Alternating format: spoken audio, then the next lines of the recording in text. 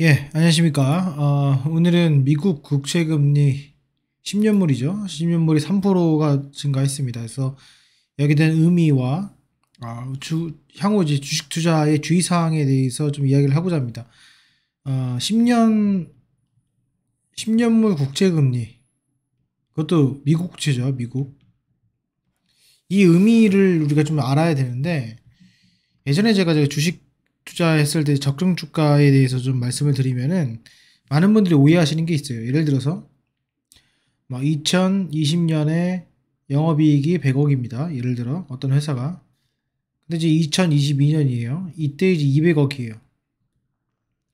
그러면은 이때 시가총액이 두 배 돼야 되지 않냐 이런 이야기가 있습니다. 근데 그거는 잘못된 이야기죠. 그거는 절대적인 값을 가지고서 말씀을 하는 건데, 결국에는 이 주식 투자라는 것은 한 가지 투자의 일종에 불과합니다.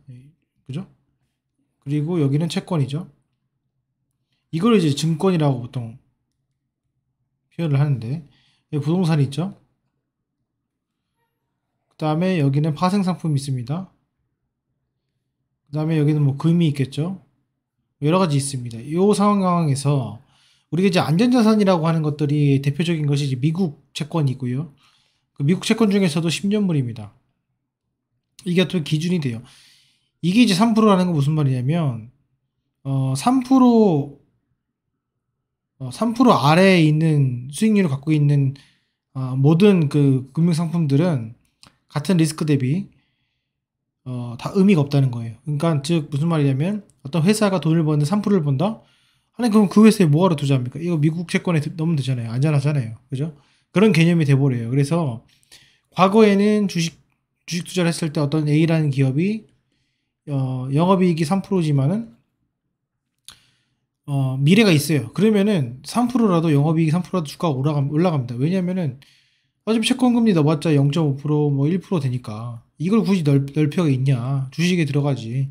이런 주식들이 올라가게 됩니다. 그런데 지금같이 10년물 국채금리가 3% 이상 증가하게 되면은 은행에도 사실 돈이 안 들어가는 것이 이제 정상적인 거죠.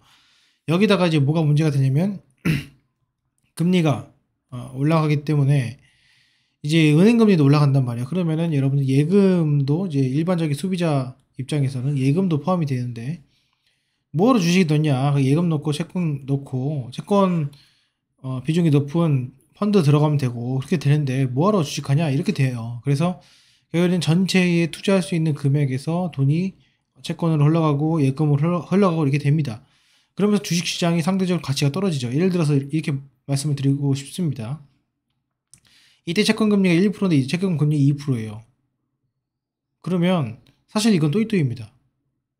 왜냐하면 할인율로 나누거든요. 그래서 얘는 예를 들어서 1조가 되면은 얘는 거꾸로 똑같이 하면은 똑같이 1조가 됩니다. 그런데 문제는 뭐냐면은 이때 이제 회사가 A랑 B랑 갖고 있는데 부채 비율이 똑같다면 모르겠지만 부채 비율이 더 많아요. 2022년도에. 그러면은 이제 부채 비율에 따른 이자 증감에 따른 영업이익률 감소 이런 것들이 이어지면서 결국에는 문제가 삼을 수 있습니다. 그래서 제가 오늘 드리고 싶은 말씀은 뭐냐면은 이게 영업이익으로 인해서 멀티플을 계산하고 가치를 산정하는 건 맞는데 그것이 이제 절대적인 값은 아니다. 그건 아니고 지금같이 이제 금리가 올라가고 있는 추세이고 국제 금리가 올라가고 있는 추세에서는 할인을 더 해줘야 된다. 이렇게 좀 말씀을 드리고 싶고요. 그럼으로써 제가 드리고 싶은 말씀은 뭐냐면은 최소한 국제 금리의 2배에 해당되는 영업이익률을 가져야 됩니다. 그래서 즉 국채 금리가 지금 3%니까 적어도 곱하기 2 영업이익률이 6% 이상인 것에 투자를 해야 됩니다. 그러니까 6%짜리 투자하더라도 야 그냥 3%로 국채 넣는 게 낫지 않을까? 내가 6%짜리 리스크 감수하면 넣을 필요가 있어? 이렇게 된단 말이죠. 그래서 최소한입니다. 최소한 6% 넘어야 되고요. 또 하나는 금리가 인상되면서 금융채를 갖고 있는 회사들이 꽤 있습니다. 그래서 부채 비율을 반드시 보세요. 그래서 부채 비율이 많으면은 그만큼 레버리지를 끌고 간다는 것은 솔직히 옛말이고 지금 같은 시장에서는 상당히 부담으로 작용할 수 있기 때문에 최소 100% 이하 꼭 보셔야 됩니다. 100% 이하고요. 저는 추천드리는 건 아무리 넘지 말아야 될 것이 70% 이하라고 봐요. 이렇게 좀 말씀을 드립니다. 그래서 이런 것들 잘 선정하셔야 돼요. 근데 내가 갖고 있는 종목이 여기에 다 해당이 안 된다 그러면은 사실 들어올릴 수 있는 것은 뭐 테마 잘 타가지고 올라가는 거 그거밖에 없고, 내가 만약에 요거 해당돼, 예를 들어서 뭐 영업이익률이 뭐 15% 20%고 이게 지속적으로 유지가 된다, 그리고 부채 비율이 50% 이하다, 이런 것들을 내가 갖고 있는데 지금 주가가 별로 좋지 못하다. 왜냐면 내가 그게 기술주의이기 때문에. 그래도 그런 것들은 누구보다도 빨리 올라갈 수 있다고 저는 생각을 합니다. 그래서 이렇게 중요한 내용이니까 참조를 하시고, 실질적으로 여러분들이 이제 계산을 하실 때 주당 순이익이라는 게 있습니다. 주당 순이익. 주당 순이익에서 할인율로 나눕니다. 이해되십니까? 무슨 말이냐면 예를 들어서 한 주당 벌 수 있는 금액이 5,000원이라고 칩시다. 그죠? 한 주당. 근데 내가 이제 한 주당 버는 게 5,000원이에요. 그럼 내가 이 주식을 얼마 주고 사야지 10%를 벌 수 있죠? 5만 원이죠, 5만 원. 5만 원을 주고 사면은 한 주에 1년에 5천 원을 벌어줘요. 그러면 10%잖아요. 그렇죠? 그러면 이걸 어떻게 계산하냐면 주당 순이익 나누기, 죄송합니다. 할인율 나누기 주당 순이익인데 이 할인율이 10%니까 0.1이죠. 0.1분의 5천 원 이렇게 됩니다. 그렇게 되면 이제 5만 원이 되겠죠. 이해되세요? 근데 이제 여기 할인율이 0.1%인데 이거를 이제 이전에는 0.1%를 했다면은 이거를 0.1%를 하면 안 된다는 거죠. 왜냐면은 그만큼 내가 0.1%일 때의 기준은 국채 금리가 1%일 때의 기준이고, 지금 3%일 때는 이거를 몇으로 할인을 해야 된다? 그거는 이제 여러분들의 방식대로 추가 할인을 해가지고 솔직히 진행을 해야 돼요. 저는 제가 말씀드리고 싶은 거는 최소 마진이 이제 이거기 때문에 지금 금리가 3배 올랐어요. 3배.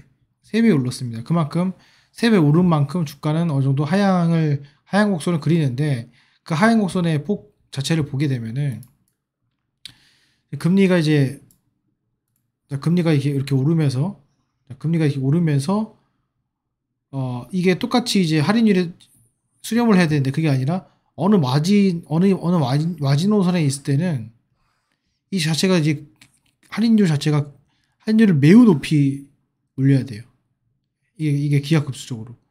그리고 그 다음에 이렇게 수렴하는 형태가 됩니다. 그래서 실질적으로 이런 식의 흐름이 나타납니다. 그래서 요 마지노선이 몇이냐면은 최소 6%입니다. 영업이익률이. 이거 꼭 기억하시고, 그 다음에 이제 부채 비율이 높은 종목들이 있습니다. 그래서 부채 비율이 높은 종목들은 반드시 그 도산에 대한 위험, 그리고 현금 흐름이 막힌다는 것에 대한 위험성이 있기 때문에 이 점 꼭 참조를 하시고, 그런 것들이 이제 조회, 건증, 은보, 증경에 해당되는 종목들이 상당히 민감하게 반영을 하기 때문에 거기에 대해서도 참조를 하셔가지고 투자하시면 좋을 것 같습니다. 예, 어쨌건 이 점 여러분 참조하셔가지고 지금 힘든 시간이고 인플레이션이고 금리 인상이고 여러 가지 안 좋은 악조건이 많습니다. 그럼에도 불구하고 내가 갖고 있는 종목이 그나마 선방할 수 있는 종목이냐 아니냐를 판단하셔가지고 여러분들의 투자에 조금이나마 도움이 됐으면 좋겠습니다. 예, 오늘 영상은 여기까지 하겠습니다. 감사합니다.